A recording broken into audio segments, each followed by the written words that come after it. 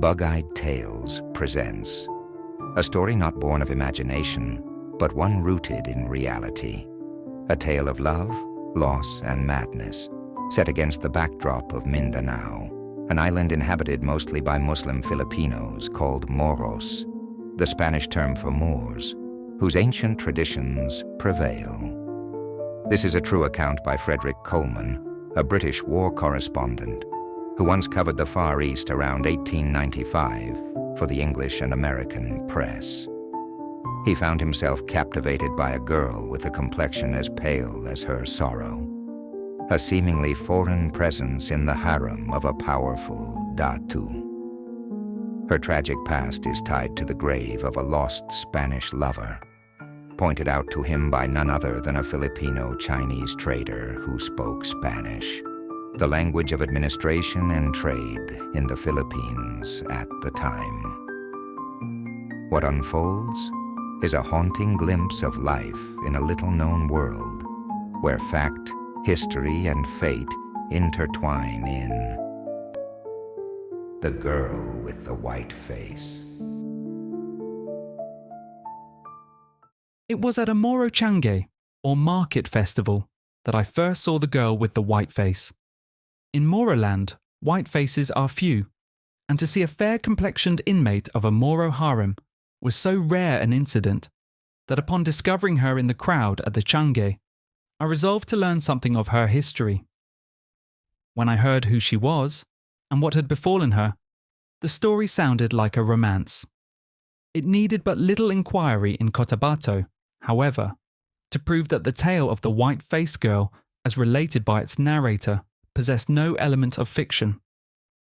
I had not been long in southern Mindanao when I was invited to visit the Datu Uttu at his harem.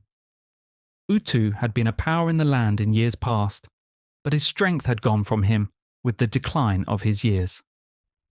He was nearly 70 years old when I first saw him, and was more noted for the size and splendour of his harem than anything else, for Uttu had 200 wives, and an immense amount of riches with which to adorn them.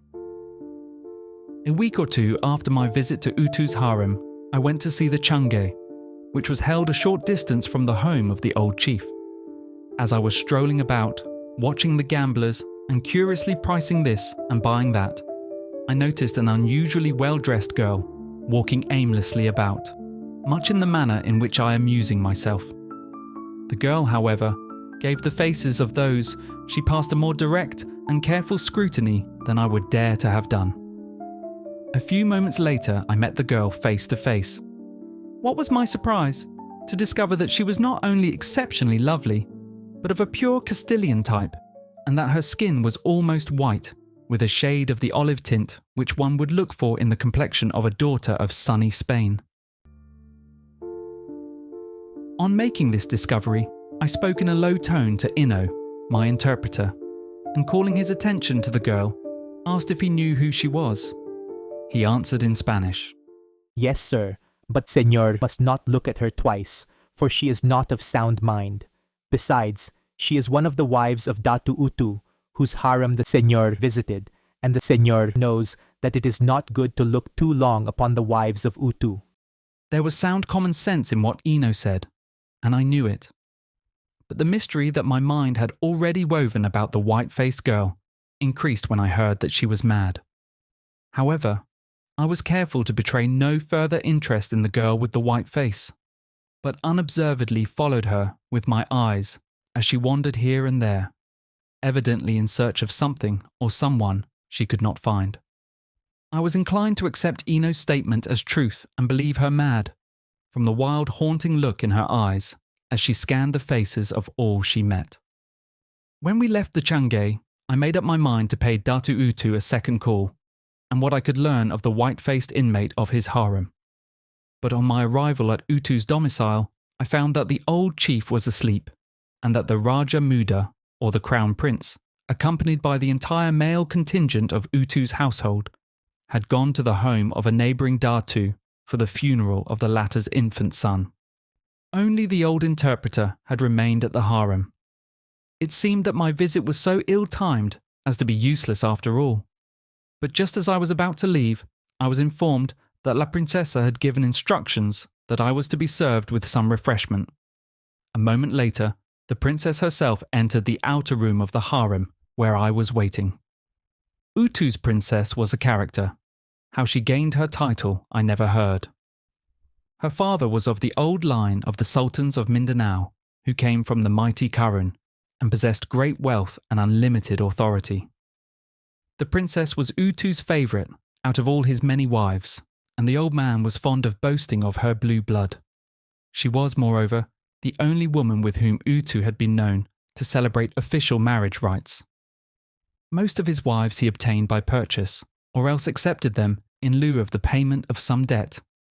But the marriage of Uttu and his princess had been a formal one, and he was wedded to her with all the odd rites of the Mohammedan creed, or what serves as such in Moroland. As I was awaiting the bidding of the princess to be seated, I caught sight of a face among those of the half-dozen women who had followed her into the room, and this face I needed no second glance to recognize. It was none other than the white face I had seen at the Chang. As the princess bade me welcome, the strange girl stepped forward, leaned towards me as if to gain a better view in the half-light, and for the second time that day peered intently into my face. As she drew away, after scanning my features, I gave an involuntary shudder and took a step backward. As I did so, the princess, her attendants, and the old interpreter smiled broadly. The princess seemed particularly amused and laughed outright as she motioned me to a seat on a pile of cushions at the other side of the room. When seated, I at once asked the princess why the white-faced girl had looked at me in a manner so foreign to that of the women of Mindanao. I was also very tempted to ask how such a fair girl came to be in the harem of an ugly old Moro chief, but I was deterred by the thought that an offence against Her Royal Highness might mean the loss of my head, so I did not ask. Nevertheless, the princess answered that I should hear what happened to the mad girl beside her if I had patience to listen to it, for it was a long tale. Eager for the story, I agreed with pleasure. The name of the girl whose history you seek to know is Loa, though we call her like you did, the girl with the white face. She was born in Cotabato in the time of the Spaniards, long before the Americanos came to Mindanao. Her mother was a Filipino girl who had a strain of Spanish blood in her veins. In the old days, the mother married a Spanish colonel. She was a mere child, and many stories are still told of her beauty. While she was yet young and pregnant, the colonel went away. Some say he went to Spain, but in any event, he never came back. While she was waiting, a child was born to her, a daughter named Loa. As time went on and no news came from the colonel, the mother took as a husband a half-breed Moro, whose father was a Filipino soldier in the Spanish army. Other children came to Loa's mother, and the Spaniard's child grew up in the customs of the Moros. Her stepfather's name was Cato. He is still alive, I think, though the mother has been dead for many seasons. Cato lived near this place and was a subject of the Datu Uttu. He tilled the part of the rancheria of my brother, the Raja Muda, and was not in need of those things which it was necessary for him to have. Loa was as white a child as though no blood but that of Spain was hers. She grew to be very beautiful and was spoken of by many. Loa's father sent her often to Cotabato with baskets of bananas or breadfruit, and before she was more than a child, she was very skillful at cigarette making, which brought her still more often to Cotabato. It is not known to me at what time or how she met the bugler Enrique. He was the musician of the Spanish garrison at Cotabato. His hair was fine, as I have seen the hair of no man, and those who saw him, they said he was unlike any other man who was ever in Mindanao. No matter how Enrique and Loa met, they soon thought little of aught but each other. Before they had known one another long, they had devised a plan by which they would spend much time in each other's company. A Spanish sergeant, a friend of Enrique, was married to a Filipino woman, and owned a house of his own in Cotabato. There, the lovers saw one another often. Too often, as what happened afterwards proved. I've heard it said that Loa and Enrique lived only for those hours when they were together. But one day, the end of their happiness came, and it came in the most commonplace and natural way in the world. Cato had rented 2 water buffaloes of the Datu Uttu and was using the beasts for plowing his rice fields. One night, some of the followers of the thieving Datu Gyambangan, who lives up the river, stole the water buffaloes and was unable to recover them. Of course, Cato came to Datu Uttu and told him of the loss, but instead of helping him recover them, Datu Uttu got exceedingly angry and demanded 100 pesos in lieu of the stolen animals.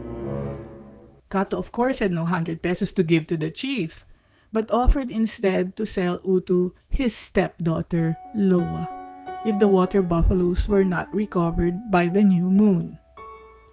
Cato knew little of the ways of the Spaniards, as his life from his earliest boyhood had been spent among the Moros, and he never dreamed of the attachment Loa had formed for Enrique. On the contrary, he was surprised when his daughter did not express great joy at the prospect of a life of ease and idleness among the women of the Datu's harem. If Cato can give that matter a thought, however, he soon forgot it. Loa was on her way to Cotabato before the sun had risen on the morning after her father told her what was come to pass. Before noontime, she had poured her sorrows into the sympathetic ear of her Spanish soldier lover. I suppose Enrique was very much set on having Loa as his wife, for he was not satisfied to let matters take their inevitable course. He fought against fate, which no wise man will do, and he did but come to grief in the end, as you shall see. I've heard that Enrique's first step was to seek assistance from the Spanish colonel, who was at that time governor of Cotabato. But of course that was useless, as the governor could at once see that the girl was practically a member of Datu Uttu's household already. So little chance was there of the recovery of the water buffaloes. The Spanish governor well knew the thievish chieftain Gyambangan, and was aware that all that once came into his hands might well be counted as lost. Furthermore, the governor knew Datu Uttu, and remembered that former Spanish governors had interfered with Moro customs to their sorrow, as the graveyard on the little hill could testify. Whatever the governor might have thought or said, Enrique came the next day to see Cato at his home. That was not good. Some Moros are bad, and even the best of the Moro warriors did not love the Spaniards. When a Spanish soldier left Cotabato alone, he did so against the orders of his commander, for everyone knew the danger of trouble. Many times, however, Spanish soldiers would come to the Chang, and sometimes they would gamble, though it was not wise. Datu Uttu and the other chiefs in the valley told the Spanish colonel that they would take no responsibility for the death of such adventurous spirits if one should be killed. And as that was all they could do, they troubled themselves no more about it. At all events, Enrique saw Cato, who was not given to many words, and said what he had to do quickly. The result of Enrique's visit to the home of his sweetheart was not encouraging. Cato simply said, "Get the 2 carabaos or go to Datu Uttu and ask for Loa, because when the new moon comes, my daughter shall no longer belong to me, but to the great chief." Of course, Enrique could not get the carabaos, nor could he come to see Datu Uttu. To attempt to do either would mean his death, for to venture into the country of Gyambangan alone would be as foolish as to excite the anger of Uttu. But Enrique sent a message to Uttu by Ino, the interpreter, who was wont to go often to Cotabato. The chief was amused when he heard the story of the lovers and felt kindly towards them. Instead of becoming wrathful at the request of Enrique that he might be allowed to take Loa to wife, Uttu sent word that if the Spaniard would pay the 100 pesos demanded of Cato in the first place, the girl should be his. But that did not lessen the despair of Loa and Enrique, for the latter had no money save 4 pesos, which was part of his pay saved up for the wedding. He gambled craftily, but with little gain. Then the new moon came in mid-week. On the day of the Changge, Enrique had but 2 days more in which to raise the money. He came to the Changge with 12 pesos. And Loa gave him 1 more, which had been given to her by her friend, the wife of the Spanish sergeant. For some time, Enrique did not play, but he watched each game as though waiting for something to happen. Before long, the event for which he had waited took place. By an incredible stroke of luck, a Moro player won nearly all the stakes from one of the biggest games at the Changge. The lucky Moro sat laughing at the discomfiture of the impoverished losers and inviting others to come and play against his great fortune. As he called out for new players loud and boastfully, he ran his hands through the pile of silver in front of him and would now and again throw a handful into the air as though daring all to come and win them from him.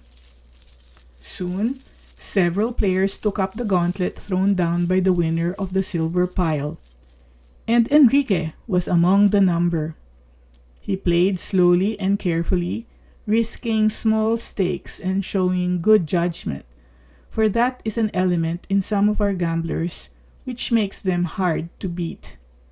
The winner became careless as his pile of pesos grew, but suddenly he noticed that Enrique was also increasing his capital. From that time, the Moro tried solely to win the little hoard in front of the bugler. That was bad for the Moro's fortune, but his repeated losses only served to make him more eager to get the pesos of the Spaniard. The game was still in progress at noonday. Most of the crowd had left the Changge, but many stayed to watch the players, as the story of Enrique and Loa was not unknown to some of the spectators. Many tales are told of what happened afterwards, but most of them agree as to the main incidents. Enrique was playing as carefully as when he had but 13 pesos, although his pile had grown to a considerable size. During a break in the game, as he counted his money, he suddenly leapt to his feet with a shout of a man who has gained his objective, a victory he has long striven for. Turning to Loa, who had stood behind him from the start, he cried out, "It's finished. I've won 100 pesos, my love." The Moro who had challenged the bugler to the game was incensed. He got so angry that the Spaniard had won his money and that there was apparently no more chance to win it back. This Moro was an evil man and a terrible loser. As he heard the words spoken by the happy lover, the Moro rose quickly but stealthily, and before anyone nearby could see what was his intention, he had raised his heavy kris and cut the Spaniard's body almost in half. Chaos and confusion erupted. The tragedy happened so suddenly that those who were in the crowd saw the sun flash on the blade of the kris and heard the terrified shriek of the girl at the same time. Before anyone in the excited little crowd regained their senses about the corpse of Enrique, the Moro killer plunged into the adjacent rainforest and was gone. A search afterwards was conducted, but it was in vain, as it was later discovered that he had fled inland to Lake Lanao, the home and hiding place of many renegades and fugitives from justice. When they tried to lift Loa from the dead body of the bugler, it was only with great force that they could tear her away. After that, she would not answer when spoken to, and from that day to this day, no one has ever heard her speak a word. She always attends the Changge and goes about looking in the faces of those whom she may meet in the manner in which she looked at you today. Kalun the priest, who is an old wise man, says that she is looking for the murderer of her lover, but the women of the harem say she is ever searching for the dead Enrique.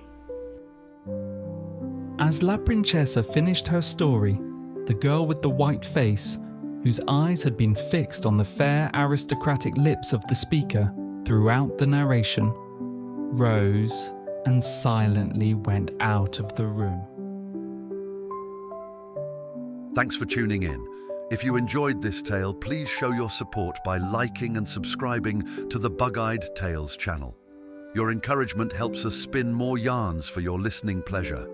Until next time, stay curious and keep exploring.